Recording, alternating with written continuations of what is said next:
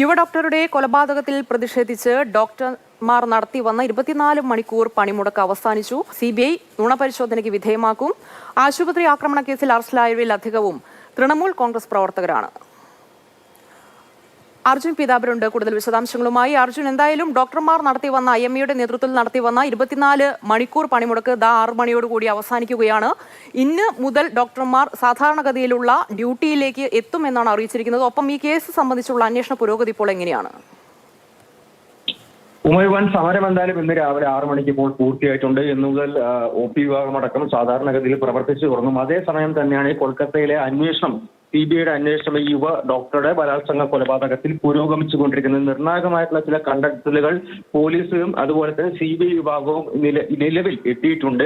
പ്രധാനമായിട്ടും ഒന്ന്, ഈ പ്രതിയുടെ, അതായത് സഞ്ജയ് റോയ് എന്ന് പറയുന്ന കേസിൽ CBIയുടെ കസ്റ്റഡിയിലുള്ള പ്രതി, അയാളുടെ മൊഴിയിലെ ചില പ്രശ്നങ്ങൾ അല്ലെങ്കിൽ മൊഴിയിലെ ചില സംശയങ്ങളാണ് എന്തായാലും ഇപ്പോൾ CBIക്ക് ഒരു നുണ പരിശോധനയിലേക്ക് കടക്കണമെന്നുള്ള ആവശ്യം അവർ മുന്നോട്ട് വെക്കുന്നതും അതിന്റെ ഭാഗമായിട്ടാണ് ഡൽഹിയിൽ നിന്നുള്ള സെൻട്രൽ ഫോറൻസിക് സയൻസ് ലബോറട്ടറി സംഘം, CBIയുടെ തന്നെ ഫോറൻസിക് സംഘം ഇപ്പോൾ കൊൽക്കത്തയിൽ എത്തിയിരിക്കുന്നത്. ഇവർ നുണ പരിശോധന, അതായത് പോളിഗ്രാഫി ടെസ്റ്റ് എന്നറിയപ്പെടുന്ന നുണ പരിശോധന നടത്താൻ വേണ്ടി, പ്രതിയെ ആ ടെസ്റ്റിന് വിധേയനാക്കാൻ വേണ്ടിയിട്ടുള്ള നീക്കത്തിലേക്ക് ഇപ്പോൾ എന്തായാലും കടക്കുകയാണ്. അതുമായി ബന്ധപ്പെട്ട് കോടതിയിൽ നിന്നും അനുമതി തേടിയേക്കും ഈ CBI സംഘം എന്നുള്ള കാര്യമാണ് നമുക്കിപ്പോൾ നിലവിൽ ലഭ്യമാവുന്ന ഒരു വിവരം. മാത്രമല്ല, ഈ കോളേജിന്റെ മുൻ പ്രിൻസിപ്പളായിട്ടുള്ള സന്ദീപ് ഘോഷും ഇപ്പോഴും CBI കസ്റ്റഡിയിൽ തുടരുകയാണ്. അയാളെ ഇന്നലെ 2ാം വട്ടവും ചോദ്യം ചെയ്തിരുന്നു.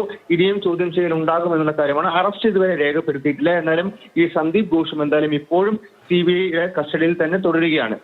ഓഗസ്റ്റ് 14, 15 ദിവസങ്ങളുടെ രാത്രിയിലാണ് ഈ ആശുപത്രിയിലെ ആക്രമണം ഉണ്ടായത്. ഏകദേശം 40-ലധികം ആളുകൾ എത്തിയിട്ടായിരുന്നു ഈ പ്രതിഷേധക്കാർ ചമഞ്ഞ് വലിയ രീതിയിലുള്ള ആക്രമണം ആശുപത്രി പരിസരത്ത് അഴിച്ചുവിട്ടത്. അതിൽ 30-ലധികം ആളുകൾ ഇപ്പോൾ പോലീസ് അറസ്റ്റ് ചെയ്തിട്ടുണ്ട്. മാത്രമല്ല, ആ കേസും ഇപ്പോൾ അന്വേഷിക്കുന്നത് CBI ആണ്. ഇതിൽ ആക്രമണം നടത്തിയ പല ആളുകളും തൃണമൂൽ കോൺഗ്രസിന്റെ പ്രവർത്തകരാണ്. മറ്റുള്ളവർ തൃണമൂൽ കോൺഗ്രസിന്റെ തന്നെ അനുഭാവികളാണ് എന്നുള്ള കാര്യമാണ് ഇപ്പോൾ വ്യക്തമാവുന്നത്. ഇതിൽ പലരും വിദ്യാർത്ഥികളാണ്. അതായത് 18 മുതൽ 40 വയസ്സ് വരെ പ്രായമുള്ളവരുണ്ട്. പലർക്കും 18ഉം 19ഉം വയസ്സും മാത്രമേ പ്രായമുള്ളൂ. ഇവരുടെയെല്ലാം പേര് വിവരങ്ങൾ കഴിഞ്ഞ ദിവസം പുറത്തുവിട്ടിരുന്നു.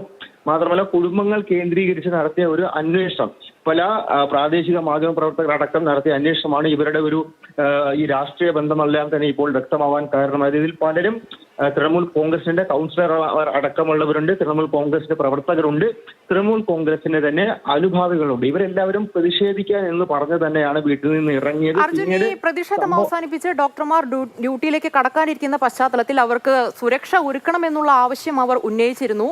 ഈ സർക്കാർ ഇതിൽ എന്ത് നടപടിയാണ് കൈക്കൊള്ളാൻ ഉദ്ദേശിക്കുന്നത്? സുരക്ഷ ഉറപ്പാക്കണം എന്നുള്ള കാര്യം തന്നെയാണ് നിലവിൽ എന്തായാലും ഡോക്ടർമാരുടെ എല്ലാവരും ആവശ്യം. IMAയും ആ കാര്യം തന്നെയാണ് മുന്നോട്ട് വെച്ചിരിക്കുന്നത്. എന്തായാലും അതുമായി ബന്ധപ്പെട്ട് ഈ ചർച്ചകളിൽ ഒരു പരിഹാരം കാണാമെന്നുള്ള തരത്തിലുള്ള ഒരു കാര്യങ്ങളാണ് ഇപ്പോൾ എന്തായാലും കേന്ദ്ര ആരോഗ്യ മന്ത്രാലയത്തിന്റെ ഭാഗത്തു നിന്നും വന്നിരിക്കുന്നത്. കഴിഞ്ഞ ദിവസം കേന്ദ്ര ആഭ്യന്തര മന്ത്രാലയം മറ്റൊരു നോട്ടീസ് രാജ്യത്തെ എല്ലാ കേന്ദ്രഭരണ പ്രദേശങ്ങൾക്കും അതുപോലെ തന്നെ സംസ്ഥാനങ്ങൾക്കും ഒരു നോട്ടീസ് നൽകിയിരുന്നു, ഒരു നിർദ്ദേശം, കർശനമായിട്ടുള്ള നിർദ്ദേശം നൽകിയിരുന്നു. അതായത് ഈ യുവ ഡോക്ടറുടെ ബലാത്സംഗ കൊലപാതകത്തിന്റെ പശ്ചാത്തലത്തിൽ എല്ലാ 2 മണിക്കൂർ കൂടുന്ന സമയത്തും അവരവരുടെ സ്ഥലത്ത്, അവരുടെ സംസ്ഥാനങ്ങളിലെയും കേന്ദ്രഭരണ പ്രദേശങ്ങളിലെയും കൃത്യമായിട്ടുള്ള ഈ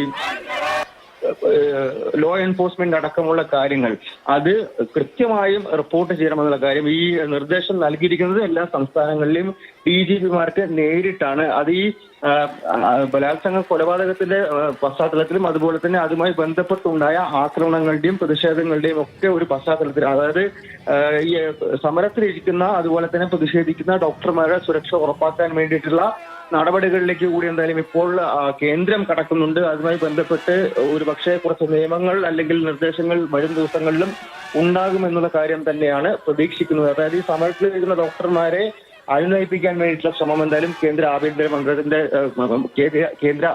മന്ത്രാലയത്തിന്റെ ഭാഗത്തു നിന്നും അതുപോലെ തന്നെ കേന്ദ്ര ആരോഗ്യ മന്ത്രാലയത്തിന്റെ ഭാഗത്തു നിന്നും ഉണ്ടായേക്കും എന്നുള്ളത് തന്നെയാണ് നിലവിൽ നമുക്ക് ലഭിക്കുന്ന സൂചന.